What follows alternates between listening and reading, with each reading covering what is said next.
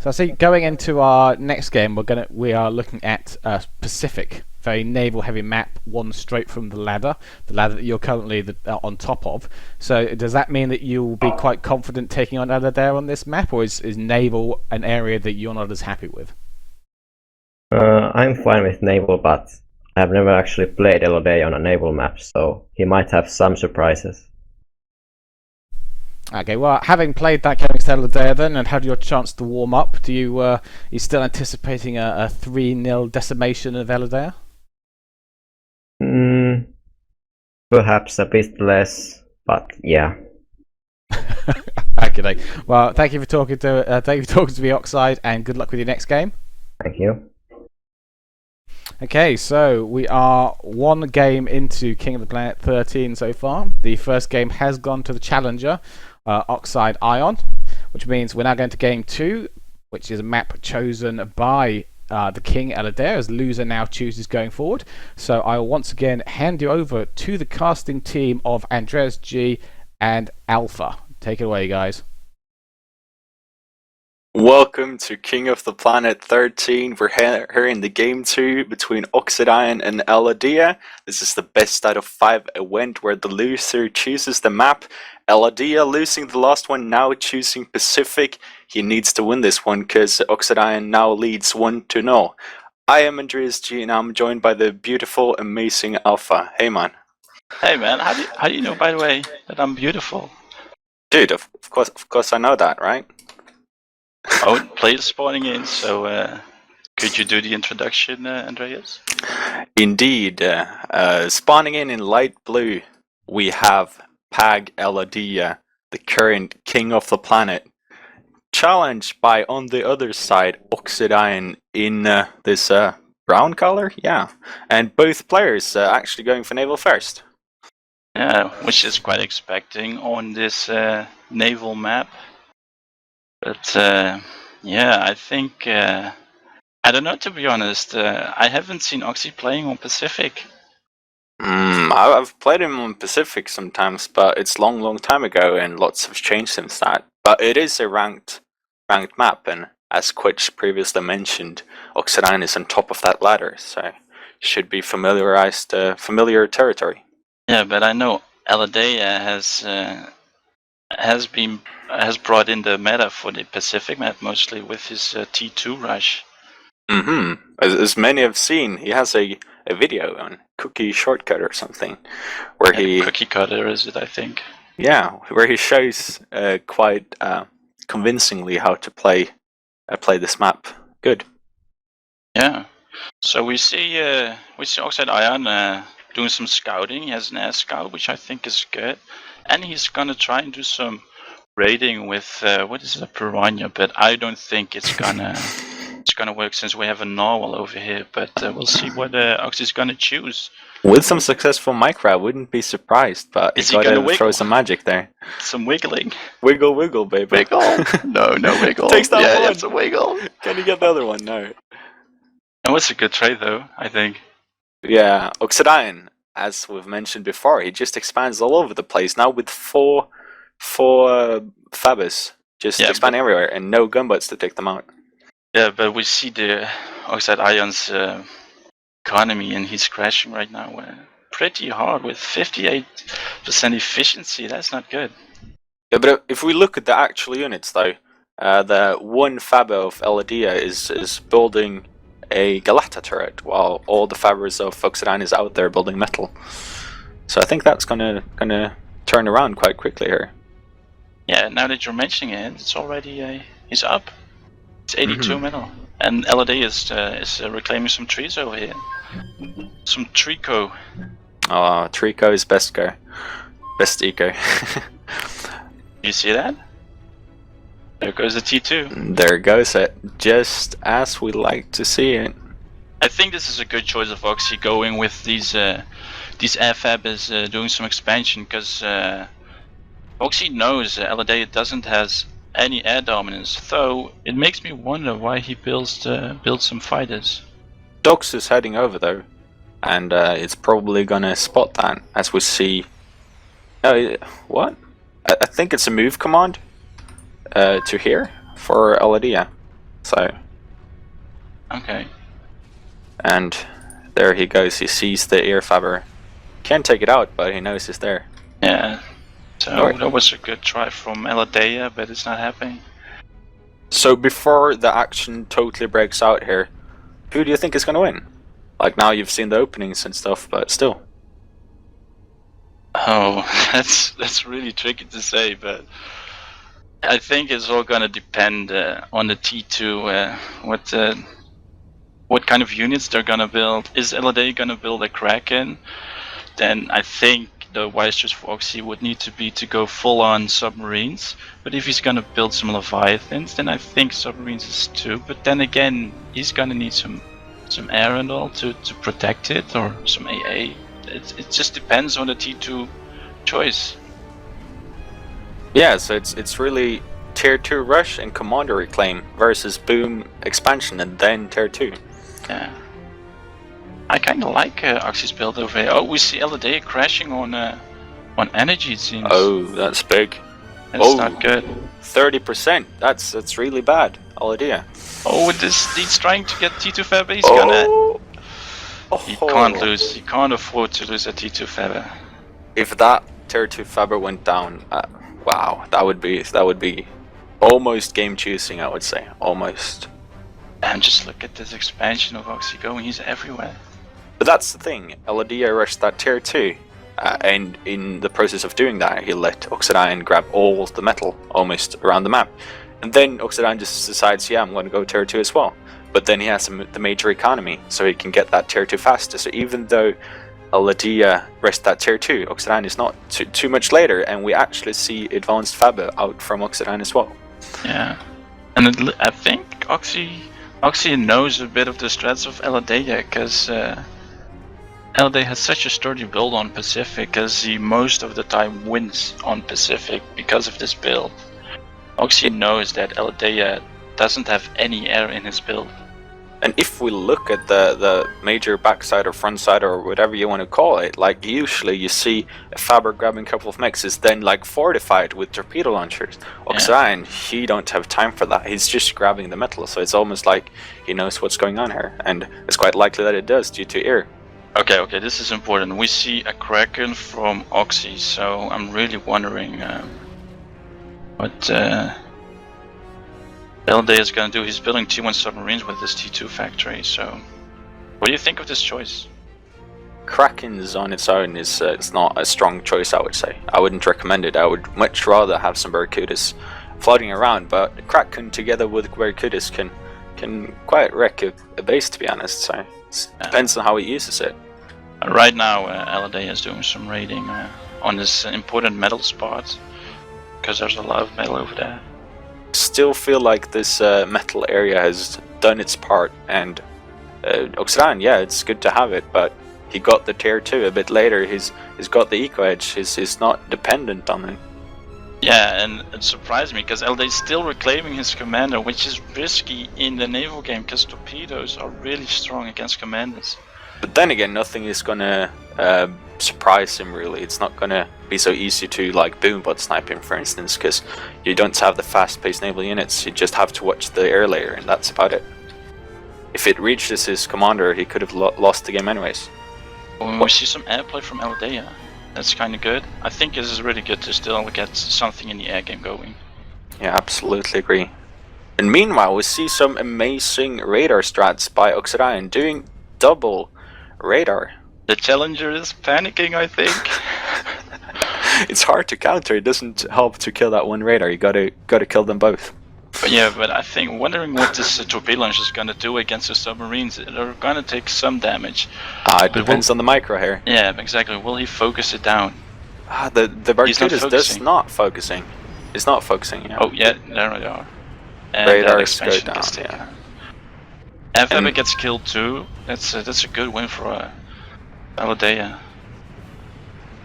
So both economies kind of similar now. So the big question is, how does the army tab do? And Oxidine is 20 mobile units ahead of Eladea, meaning that he potentially got the better opening, to be honest. Yeah, 12 factories. I think because of the submarine play, I think the production is gonna what's make it count in this game. And right now, Aldea is lacking behind production. We see some raiding, and this is a pretty scary, what is it? Submarine army. It targets the wrong target though. They need to be microed and clicked to shoot at that torpedo launchers, and they're not before now. No, Oxy's taking unnecessary a lot of damage because of it. Yeah, that army could potentially do some nasty damage to a already damaged commander from reclaiming. So yeah, I'm wondering what LD is gonna do to get back in the metal game. I don't think he knows he's behind with the metal. Yeah, that Kraken is gonna do an insane amount of damage. yeah, this is actually the first we see from Pag Aladia on this side of the map. The map almost. The only thing we saw was a small raiding on the 6 upper points. Yeah, that Kraken is so cool though. It's amazing. Just reminds me of the visuals in Legion, to be honest. Yeah, pretty neat. I love that those rockets. Anyways, let's Big trade-off here. Yeah, I was just about to. Oxidian winning that confrontation, I would say, quite convincingly as well. This is pretty scary. You can't lose that T2 fab because that T2 fab needs to build up production. Does Oxidian see? No, he does not. He moves away. That's one of those things that just bugs you so much when you look in post. Yeah. Okay, we see a kaiju from Oxy. I don't know. I don't think it's a good choice. The situation where you often want to have the kaijus is when you have these fortified areas of the map with tons of maybe, let's say, advanced torpedo launchers, and it's hard to get through, and you have the kaijus just floating over everything and taking it out. But I don't find those areas on the map at the moment. Okay, this is pretty important over here, because if Oxy manages to push through, he can lose those T2 Fabs, and then it's gonna be painful for Aldea to come back with T2 Fab. Definitely. Aldea actually bringing in some air as well now with the air superiority, Oxidian trying to engage actually. Will Aldea micro the air? Come on, micro! Yes. Losing 2 bombers. And he can do a lot with that air, because he can... No anti-air whatsoever. But I think that Aeator is gonna get over. Yeah, it gets shot down. Yeah, it's pretty good. Both players pushing in on the big open sea with their advanced fabbers there. Okay, so what do you think the big difference right now is between Oxy and Aldea? One big difference is obviously the eco.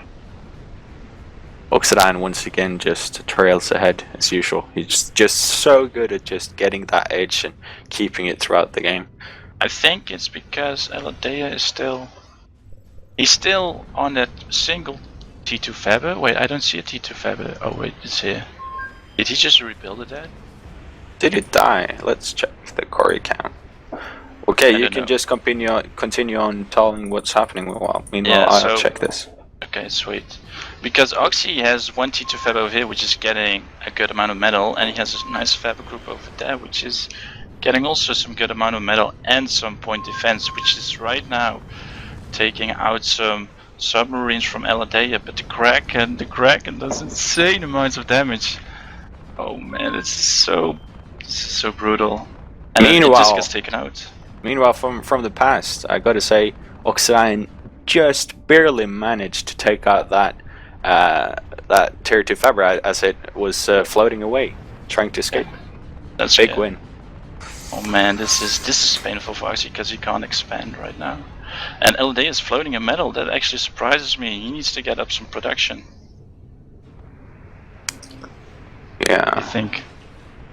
Definitely, that's it doesn't matter how good you are, how good you use your units. If you have the superior eco, you can get more units and you can just send them out there, and it doesn't matter how the confrontations go. You're just gonna have more. Yeah, it surprises me that that air rating is good, but Aldea isn't doing anything about this. Does he know? Oh, yeah, that's a good question. Yeah, that's a lot of economy just right there. I would say 150 economy just there if you can get that up.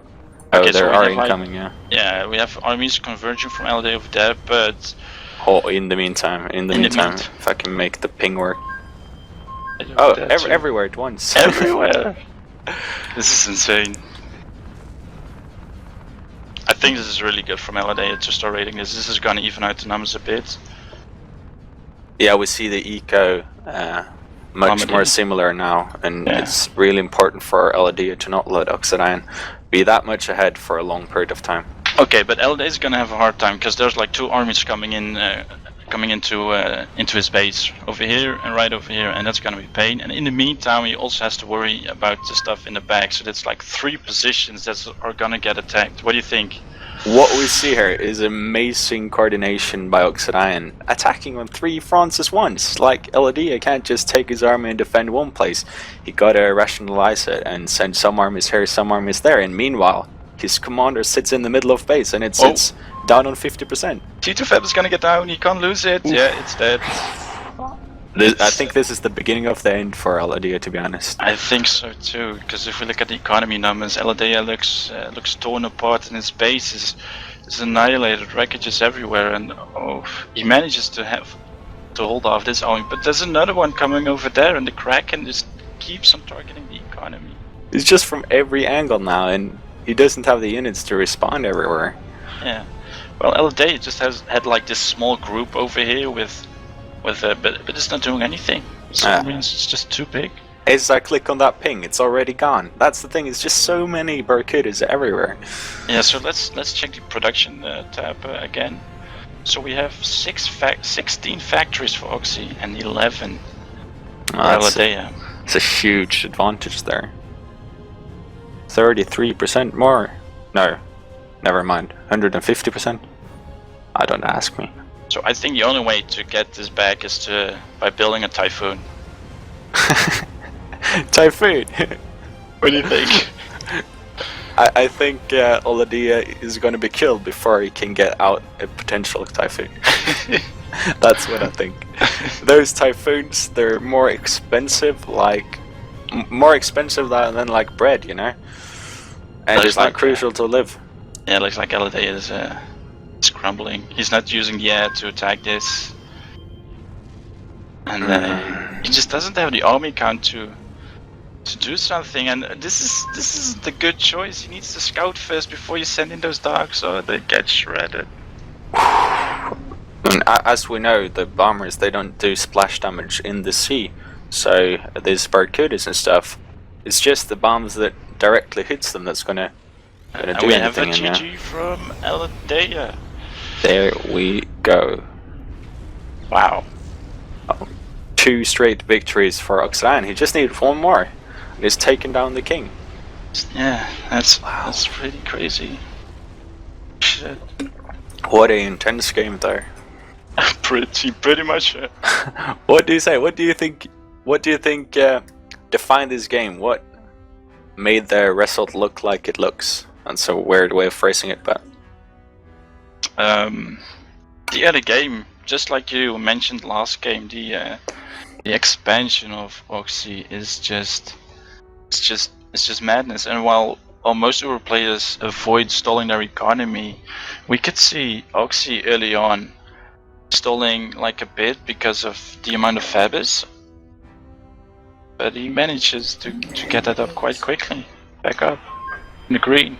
Yeah, and his strategies here is the perfect counter to the tier 2 rush, and I guess he knew, because it was just perfect, and LDA didn't have gunboats to raid those fabs.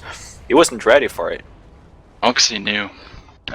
I think Oxy knew what LDA was gonna bring to the table on his map, which I think is actually.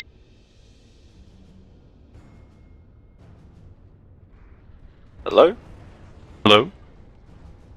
I lost you. I think you're back. Okay, fine. Yeah. Can you hear me? Yeah. Oh. Anyways, I think that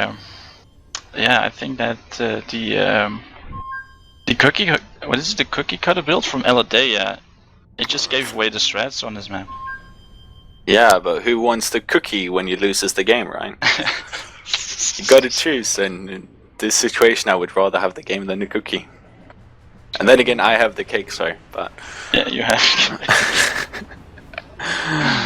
Holy moly. So, I think also what's really noticeable for a Uber player is Oxy scouted, and he didn't notice any air from Eladea. So he went bombers and air fabbers. Yeah, I wonder now, is Eladea going to respond to what he sees from Oxidian? He got to realize now that Oxidian goes boom with the expansion, and he got to try and come up with something to counter that and raid it or kill the Fabbers. Because otherwise, I think we're going to see another victory by Oxidian. Yeah. This is pretty hype, because it looks like we might have a new king. So you think it's going to be 3-0? Think so? I don't know. It depends on what map he brings next on the table. But I think Eladea made a wrong choice with the Pacific map, because it is a ranked map, and Oxy knows has played so many ranked games, so he knows how to play these maps. You can't bring a map that is known, because I think Oxy has played like 300 matches total. You can't bring a street boy to a street fight, right? Yeah. You gotta take him out of that comfort zone. But then again, I feel like this is kind of maybe that LOD sees that he has trouble on the land and he want to try his luck in the naval. I don't know. What do you think? No, I think LOD just feels very confident on his map. He always has been very confident on his map. Yeah, maybe he just tries to go for the familiar. Yeah, exactly. Which surprises me, to be honest. So hypothetically, if we see this this beautiful creation of a map from LOD in the next game, do you think he's going to have a chance on that one? If he has a plan going on for that map, then yeah, I think he will. But if he hasn't, then I think Oxy's gonna take it. Mm-hmm. I wouldn't battle That's a good Oxy point on there. naval right now. That's something I wouldn't do. Yes, that's our tips. Our tips to you, LOD. Just stay away from naval versus Oxidian. Choose an orbital system. What's recipe for disaster, please? Come on, we want to see it. Oh, that's actually quite funny, because I did a game yesterday against LD on the orbital, but the very infamous map, Mott's Recipe for Disaster. I've had so many funny, amazing games on that one. yeah, you need to play it to know how it's gonna go. And LD had no idea yesterday, so I completely wrecked him on that map. I smashed him to bits. I would love to see one of the players picking it. I don't think we're gonna be so lucky to see that, but I did actually talk to Oxidian yesterday, and he told me that it was something he was thinking about. It was? Yeah, but then again, he's not the one who chooses the maps at the moment, so... Well, it's actually interesting that you're saying it, because I know that Quitch has been changing the rules to allow asteroids in the King of the Planet. Yeah, so... Is there a planet cap?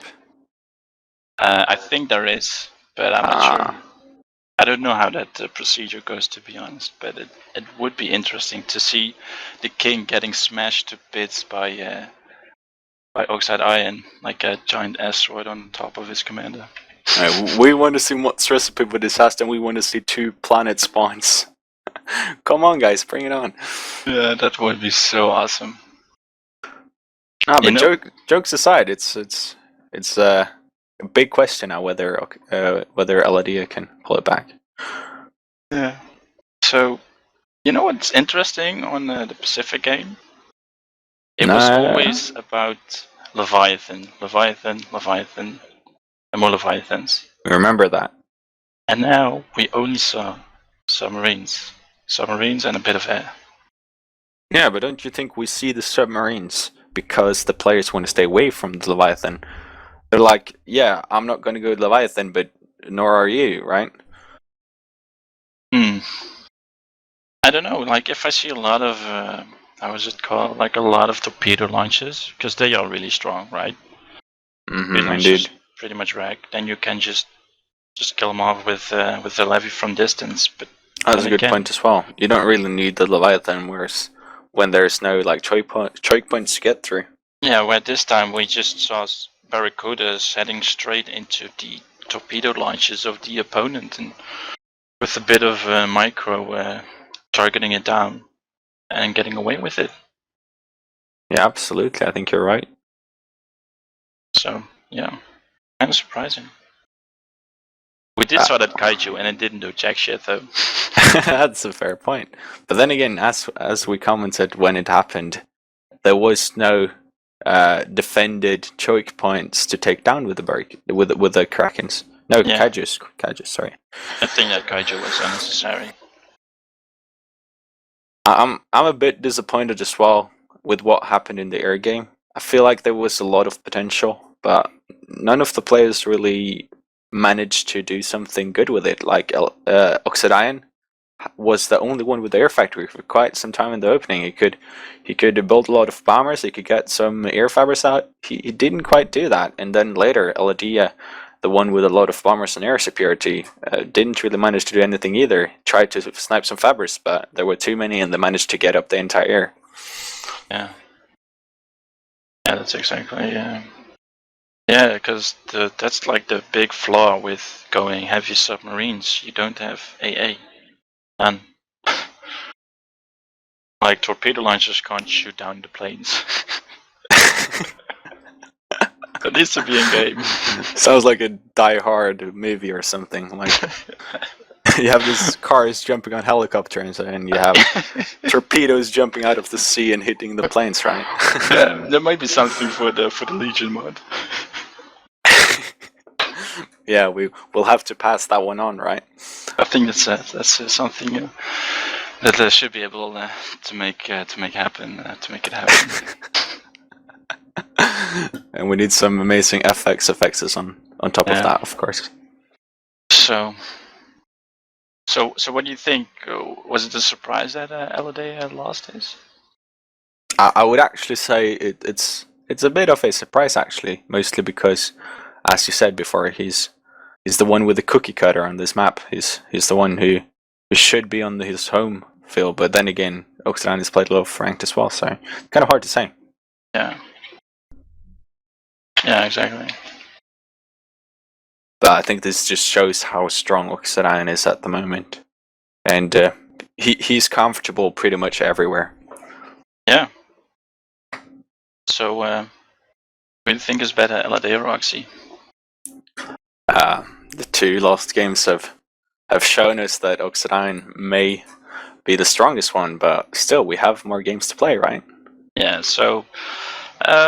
what do you think? I think we should get Quitch in here and ask Oxy his opinions about that match. I think that's an excellent choice. I'm really curious what Oxy was going through his mind if he knew what Eladay was going to bring to the table on this map. That's what I actually want to know. So, Quitch, if you want to take it away and interview Oxy. Alright, well, thank you very much, chaps. Thank you for walking us through the second game of King of the Planet 13, where once again Oxide emerged victorious on Eladay's favoured Pacific. So we're gonna get Eladay in here and get his thoughts on that game. So hello there, Eladay. Hello. So a bit of a comfort pick, I feel, there for you, Pacific. Yeah, well, I mean, I should have known he would know what I was going to do, and I should have been more aggressive. Like, he just expanded everywhere with that defense, so that was where I lost. Well, I'm interested. I think that strategy itself is something like at least a year old, right? If I'm remembering my Pacific correctly. And one thing that's changed significantly in that time is with Planetary Annihilation Titans came out, there was a naval rebalance, and the Barracuda Orca balance is not the same as it was, which is why you see the Kraken over the Leviathan, I think, because it's all Barracudas all day, which it didn't always used to be. Does that strategy still work? That tier 2 rush, does that still work? Now it's the Kraken you're rushing to instead of the Leviathan, and the tier 1 unit that comes out, in effect, is the counter to the tier 2 unit you produce. You're talking about what the unit composition for naval is? Yes, so because it used to be you would have a lot of Orcas, a lot of and some Barracudas in there, and then you'd rush the tier 2 and you get your Leviathan, and it would basically outrange the Orcas. that you would see your opponent producing at tier 1. Whereas now, the Kraken is for metal cost, is not an effective counter to the Barracudas that are coming out of tier 1. So does it still make sense to rush tier 2 in that way? Well, like naval is a bit simplistic in the sense that all you need to do is build subs, but then the one thing that counters subs is hover ships, the kaiju. So in order to counter the kaiju, you need the Kraken, and then the T2 is also necessary for the T2 metal. So that lets you get more Barracudas out.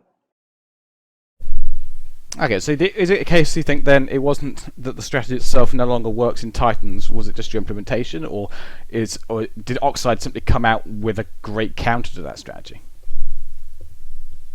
No, yeah, it was the last one. I mean, it works. I mean, even Oxide was using the same strategy, basically. It's just that he knew that I wasn't going to attack his metal, so it just expanded everywhere.